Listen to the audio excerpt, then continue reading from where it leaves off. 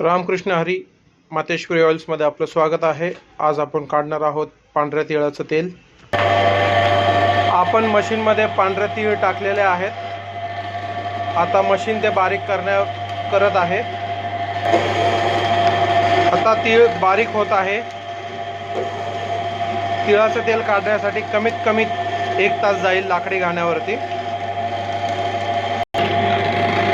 अशा प्रकारे तेल निघायला सुरुवात झालेली आहे तिळामध्ये।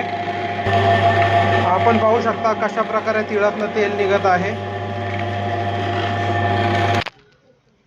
अशा प्रकारे तिळामधनं तेल निघालेलं आहे।